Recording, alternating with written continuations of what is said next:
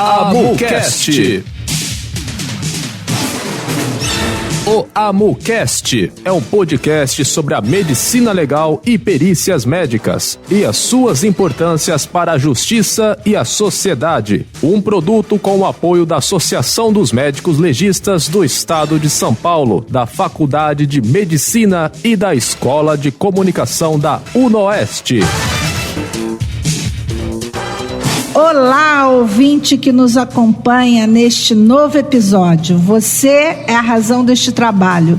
Estamos felizes com a sua audiência. O Projeto AMU, a Medicina Legal e a Universidade, reúne sempre grandes nomes e importantes temas.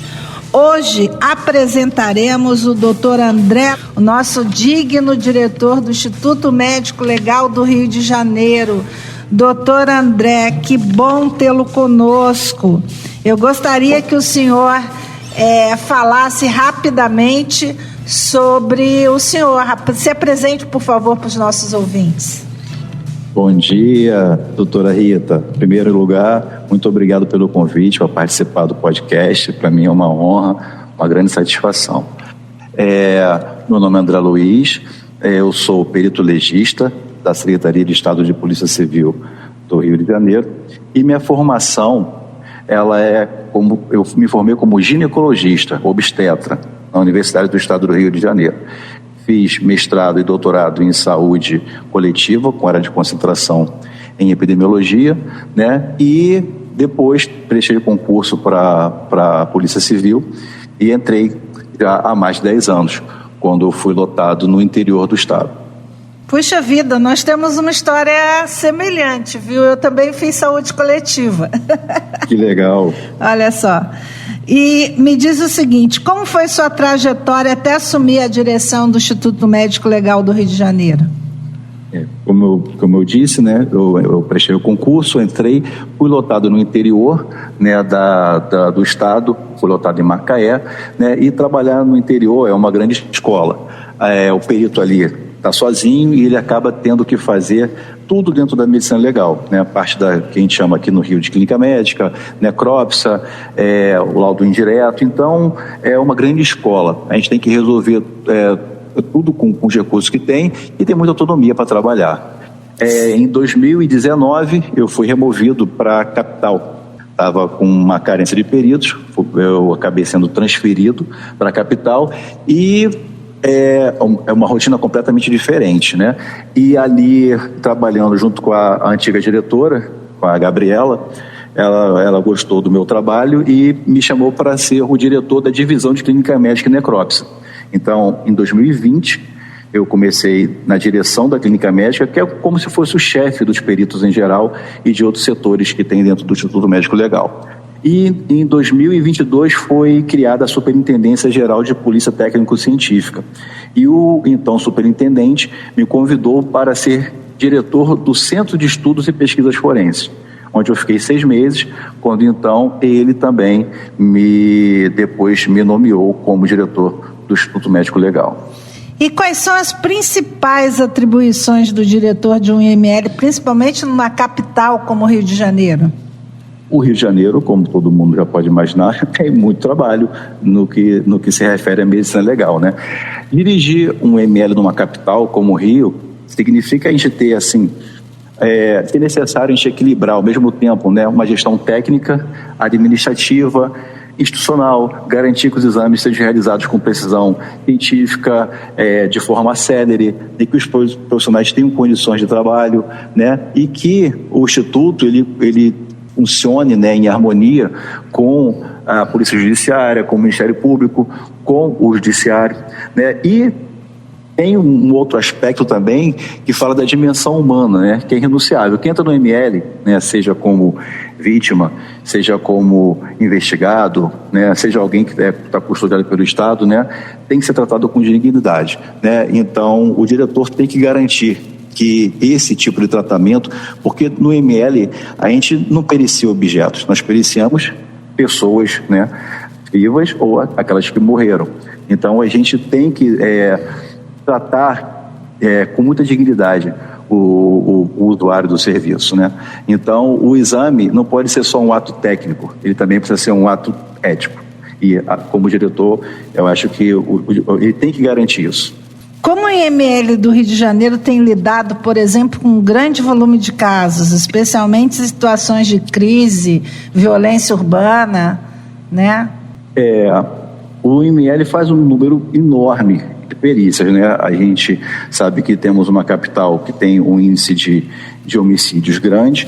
Hoje, aproximadamente, a gente faz de 4 a 5 mil necrópsias por ano, mas esse número já foi maior, porque houve uma época em que a gente recebia muito cadáver de morte natural. Então, esse número já chegou a ser praticamente o dobro, chega a 9 mil, 10 mil necropsias por ano.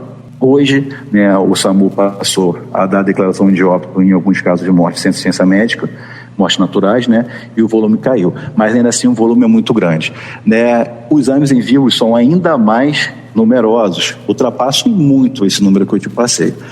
A gente chegou a um período crítico em 2023, né, porque com falta de peritos, a gente chegou a ter apenas 9 peritos na escala de plantão, para ter uma ideia do volume de trabalho, 9 no total, para resolver esse número. Difícil.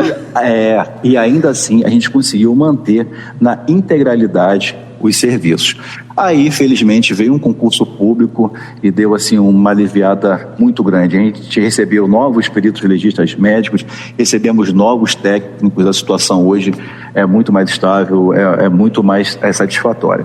E o governador já autorizou a realização de um novo concurso, então, possivelmente, ano que vem, né, essa situação deve melhorar ainda mais. Me fala então do investimento atual em tecnologia, capacitação contínua da equipe. Por exemplo, quais as áreas seriam prioritárias? Então, quando eu assumi a direção, encontrei um cenário bem difícil, né?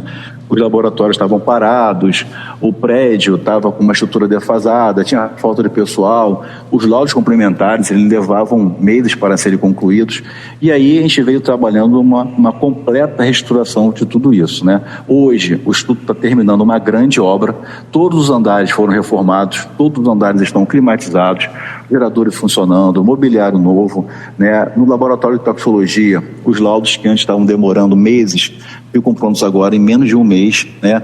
E se depender do caso, a gente consegue entregar o laudo em menos de uma semana. A gente mudou o fluxo interno entre a solicitação de exame, reduzindo, né, drasticamente o tempo de conclusão dos laudos, né? Inclusive esse trabalho ele foi reconhecido oficialmente.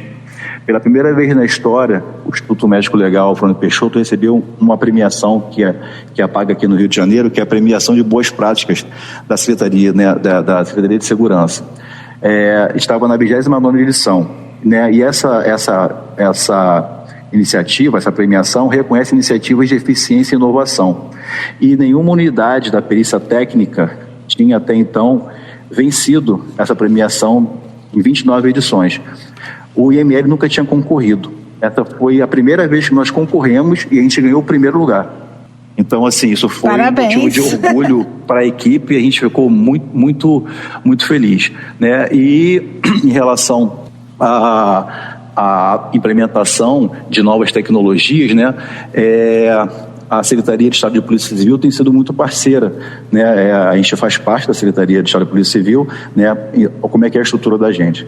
É a Secretaria, né, que tem a Superintendência Geral de Polícia Técnico-Científica, o Departamento Geral de Polícia Técnico-Científica está dentro desse departamento, né? Então, a gente conseguiu adquirir novos equipamentos, né? Um LCMS, a gente tinha um cromatógrafo antigo, né?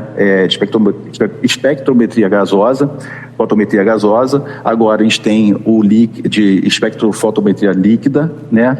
Que são cromatógrafos de líquidos acoplados à espectrometria de massas, que é uma tecnologia de ponta para toxicologia forense. Adquirimos agora também um Randox, que serve muito para automação e triagem laboratorial. E assim, estamos em processo de reformular todo, né, reestruturar o laboratório de patologia, né, com a aquisição também de novos aparelhos, mais ou menos por aí. A população muitas vezes tem uma visão distorcida ou limitada sobre o trabalho do IML. Como o senhor enxerga o papel da comunicação institucional? O pessoal, né, a população em geral, o que passa na mídia, né, o que passa às vezes no filme, o que passa na novela, né, conhece o Instituto Médico Legal pela ficção. Isso pode, dependendo do enfoque, criar medo, né, preconceito. O nosso trabalho é essencialmente científico e humano. A gente não lida apenas com corpos, né? A gente lida com histórias, com famílias, com direitos. A perícia, às vezes, é a voz daquela pessoa que não pode mais falar, né? E também a proteção de quem ainda pode ser silenciado. Quando a sociedade conseguir entender isso, né, que o IML é um lugar que, sim, tem muita dor, mas também pode ser um lugar de promoção de justiça, eu acho que a visão que as pessoas têm do IML, que muita gente pensa que só faz exame morto, mas na verdade no maior número de pessoas periciadas são pessoas que estão vivas, né? Eu acho que isso pode mudar. E a instituição tem um papel importante de conseguir transmitir isso para a população. Não é fácil, porque a gente precisa também da ajuda da mídia nessa mudança de paradigma, né? Nessa mudança de visão do que representa o Instituto Médico Legal. E me diga o seguinte, quais são os principais desafios éticos enfrentados na atualidade pelos médicos legistas? O que você acha? Então, doutora Rita, eu penso assim acho que um dos maiores, né, a gente tem vários, mas acho que um dos maiores é garantir que a vítima, né, ou qualquer pessoa examinada, né, não seja revitimizada pelo processo pericial. Eu vou dar um exemplo aqui do que a gente fez aqui. A gente no Rio de Janeiro tem uma lei estadual que fala que toda mulher vítima de violência sexual, ela deve ser preferencialmente atendida por uma perita do sexo, né, feminino, uma médica, né? E no caso de sendo menor de idade, obrigatoriamente tem que ser uma médica, né, uma perita. Desde que eu assumi a gestão, a gente só faz dessa forma, a gente segue estritamente a lei, mesmo naquele período de extrema escassez, né, os exames de mulheres vítimas de violência sexual foram feitos. Por quê? Porque a gente sabe que isso ajuda a diminuir a revitimização, que é que está ali, contar de novo, a sensação entende, né? Aquela sensação que a pessoa às vezes fica um pouco mais confortável de estar na presença de uma perita para relatar uma coisa que foi muito complicada. No estado do Rio a gente tem uma lei e a gente no IML tem seguido isso. Agora com as novas peritas ficou ainda mais fácil de fazer, né?